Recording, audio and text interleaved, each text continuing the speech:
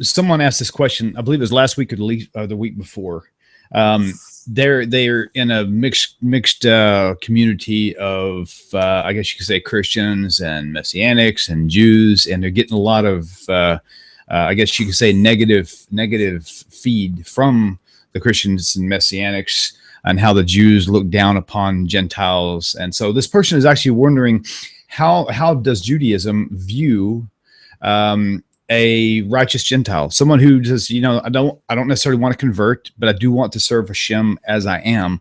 How does do the rabbis, does Judaism view that type of a person as an equal? Do they look at them like, well, these guys are really not that serious, otherwise they would convert? I mean, what's the view on that? This is more than one person is curious about this, I'm certain. Yeah, that's a great question. I was born in 1960, so you'd have told me in 1975 there were Gentiles like that, I'd go, really? There are Gentiles who don't want to kill me? If you told me that, like when I was a kid, because I spent my entire childhood in Brooklyn running from Gentiles who wanted to kill me for killing Jesus. I'm not kidding. So I thought that basically, this is maybe just a New York thing, but because, there was the Jewish neighborhood in Brooklyn. If you grew up in Brooklyn, you know what I'm talking about. And there was the Italian, Irish, like the Catholic neighborhood. There was a black neighborhood. There was a Hispanic, and you just didn't cross the boundaries. And there was a lot of tension, and people didn't mix it up very much. So in that world, I got really the righteous Gentiles out there. I'm basically just trying to make sure I don't walk on the wrong side of the street. That's where my mind was as a youngster. Very influenced, of course, by, growing up with Holocaust survivors as a child. Remember, I was born 15 years after the Holocaust. So I'm growing up with those who just survived this. That's my world. So I'm thinking, as a kid, those are the only Gentiles out there. And then, of course, we knew that there were like a few, like, incredible Gentiles who saved Jews during the Holocaust, who numbered in a handful. But my life has changed. My view of the non-Jewish world changed. But Judaism never changed. That's just cultural. In the time I was born, where I grew up, so that's cultural. This person is asking a much deeper question. That is, how does Judaism view righteous Gentiles? We love you. We love you. We adore you. You bring us so much joy, because when we encounter a righteous Gentile, it brings us such ecstatic happiness, simcha, to our lives, because that's why the Jewish people were brought to this world. Why does God, for what purpose were we chosen? Were we chosen to possess wealth and security in our possessions? And no, we were chosen to never go through tough times. No, we were chosen to be an Or LaGoyim, a light to the nations. That's our purpose for why we exist. We're here for you. And therefore, when first of all, I want you to know another thing. We didn't come up with that word Gentile. You Gentiles did. I'm kidding around with you. But that's a Gentile word. That's a Goyish word. Gentile is not a Jewish word. We don't have such a word. Okay? The Jews are also called a Goy, a nation. Okay, before you go too far, explain to the ones who are unaware of what's going on. What is a righteous Gentile in Judaism? A righteous Gentile is we do not have a word for Gentile. That is a Gentile word. That's a word that, it's a reverse engineered word that comes really from a Christian concept of how Jews, it's an overlay on us from the church. But it is a person who is a righteous among the nations of the world. Chasidei Umo Yisraelim. These are the righteous of the nations of the world. The word Am means nation. The word Goy also means nation. There's slightly different inference, but the key point is the Jewish people are called an Am, are called a Goy. We all are. So the key point is it brings us the greatest joy when we encounter a righteous Gentile. And I'll share this just personally with you. I remember seeing the film Schindler's List quite a number of years ago when it came out, and I was teaching at the time at Binghamton University, which is like slightly upstate New York. You have to like go along 17 if you're familiar with New York State and go up 81 a little bit. Anyway, so it's from New York City to Binghamton, New York. I forget what it is. So let's say it's like 185 miles. Like people don't realize how big the state of New York is. It's actually huge, but it's not as big as Texas. So all you guys in Texas, don't get nervous. It's okay. You'll be all right. Not as big as Texas. All right. Okay. We got it. All right. Anyway, so I allowed for, I'm teaching at Binghamton, so I allowed a lot of extra time. And I got there so early that I was able to see the film, Schindler's List. So I went to the local movie theater and I watched it when it came out. And I remember I wept so much. I was just like, I wasn't crying. I was like, just like I don't know, like I stood in the shower, just pouring out of my eyes.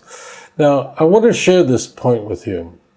The reason why this film about Oskar Schindler, who saved well over 1,000 Jews during the Holocaust. The reason why the story of this individual is so attractive, is so appealing, is so powerful, is because he wasn't Jewish. If Oskar Schindler had been a Jew, it wouldn't be as interesting to us. That means the fact that he wasn't Jewish, and in fact, the film was brilliantly shot in black and white. And I could say to this, a number of survivors have told me that if you want to get some idea of what Auschwitz was like this film, in fact, there were a number of survivors who were part of, trying to convey some sense of whatever, if it can be done, it was so, what made it so powerful is, here's Oskar Schindler, who's a German. He's a member of the Nazi Party. He joined the Nazi Party not because he has any ideology, but he wants to exploit the war. He wants to make money off the war. And he makes a lot of money, suitcases full of it. So he was a womanizer, and he was making a ton of money off the war. But there was a transition in his life, and I think that Steven Spielberg, by using that little girl who's had the red dress, he sees her alive and then sees her dead, and that's that one of the few things that are in color, and he uses the color very sparingly in that film to highlight, to italicize, to illuminate that he goes through a transition where he then gives everything away, all his money, to save Jews, paying off Nazis. That's what's attractive to us. That's why it's appealing. The film is such an important story to us. It's because Oskar Schindler was not a Jew. It's because he was righteous among the nations of the world. The reason why people who think that Jews don't look down at people who are not Jewish is because this is the stench of the church. And if you're a Christian, I don't mean that offensively. You're going, how could you not mean that offensively? But I need to explain this part. And that is how the church conveys what Jews think about non-Jews. And that's what affects them. So therefore, they think we look down upon them because they're taught this, like, the idea that they are second-class citizens. You even find this idea in the Gospels, where this is told in the Synoptic Gospels, where a woman who's not Jewish comes to Jesus. What exactly is her origin is disputed. Whether she's a Canaanite woman, it's not important. But she comes to, the story is in the Synoptics. We are told of a woman who comes to Jesus whose daughter is vexed with the devil, whatever that means, okay? Kids were in a lot of trouble, sick, is a schizophrenic, whatever that would have meant at the time. And And Jesus first admonishes her and said, it is not right. In the old King James, it is not meet. We don't use that kind of word anymore, not for that. It is not appropriate to take the children's bread and give it to dogs. So that means that you're a dog. You'll never find a passage like that in the Jewish scriptures. Never find a piece of filth like it. When Jews read that trash, I'm sorry, when Jews read that kind of filth in the Christian Bible that portrays Gentiles as dogs, second-class citizens, we find that so revolting. That's more disgusting to us than the doctrine of the Trinity and, the Immaculate Conception combined. I mean, that's like kicking. You want to kick a Jew in the stomach? I'm not kidding. Just tell a Jew that story. That's the story that makes us nuts. And I'm not the spokesman for the Jewish people, but I want to finish. That's the stuff that's so ugly to us. We find it so disgusting. Find it so, right now, where there's been a terrible earthquake and thousands of people have perished in this earthquake, where we're in the area of the Himalayas and so on. Israel is like shedding planes there to rescue these people, because there are people right now who are underneath rubble, who are still alive and have a pocket of air that they're breathing, and they're running out of oxygen really fast. So time is of the essence to reach those who survive this terrible earthquake, where unfortunately India sort of marches into the Asian continent at the rate of about 2 inches a year, and it creates this tectonic movement. Whatever we're going to get, but it's the Jews that are running there. We're running everywhere. Can we say this stuff that's where this comes from? Now, the story we're told in the stuff. This story didn't happen, never happened, no, whatever. But let's just set that aside. So Jesus then said, we don't give, the children's bread to dogs. What that means is very clear. You're just a dog. You're just a Gentile. You're just a low nothing. Now, the church teaches that this is the status of the non-Jew prior to the cross. That's very important. You could read any commentary, Christian commentary on these passages. I don't care where you get it from. It could be Matthew Henry, Ryrie, Pickett, whatever you want, Calvin. They all say, prior to the cross, the status of the non-Jew was low. You're basically nothing more than a dog. She then responds to Jesus and says, so Jesus says, no, sorry, you're not Jewish. You don't get the blessings. She says, but yes, do not dogs eat from the crumbs that fall from the master's table? And then the story, these anecdotes are so powerful. So Jesus then, we are told, respond, oh, you get it, surely. And then he heals the daughter. Well, that is what is poisoning these people. That's why these beautiful people think that we look at them as dogs. We don't. Now, it is true that, if you're a Jew, who grew up, somehow you managed, you survived, you grew up in Vilna, you grew up in Lithuania, where everybody just wanted to kill you, and then they finally killed your entire family. You're going to pretty much think, if you were a Jew living in on the Pale Settlement, means in the western part of the Russian Empire, and all you had around you is the Russian Orthodox Church in Tsarist Russia, you're not meeting a normal person, so in that peasant life, you would think that these people just all want to kill us. But that's not theological, that's sociological. That obviously is going to affect people. This is not a part of Tanakh at all. Our purpose is to read Isaiah 49, verse 6. Read Isaiah 43. Read these epic passages. Our role in the world is to be a light to the Gentiles, a light to the nations, to bring the light to the world. So we love that. If you're out there and you love the God of Israel, I want you to know that we love you. We're not going to let go of you. We're going to be right there with you. So this idea is this, unfortunately, it's like, you walk into a room that people are smoking in, right? So you don't smoke, but everybody smokes tobacco.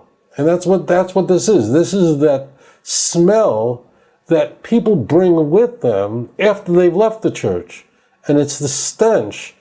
And I'm using very strong language because this is the kind of stuff that's so offensive. It really, all we want to see. Now, if a person who is not of the Jewish people feels a calling toward the Jewish people, they may feel that they don't feel compelled to convert to Judaism, and they should not. I mean, they shouldn't do it. They shouldn't convert to Judaism. They don't feel so compelled.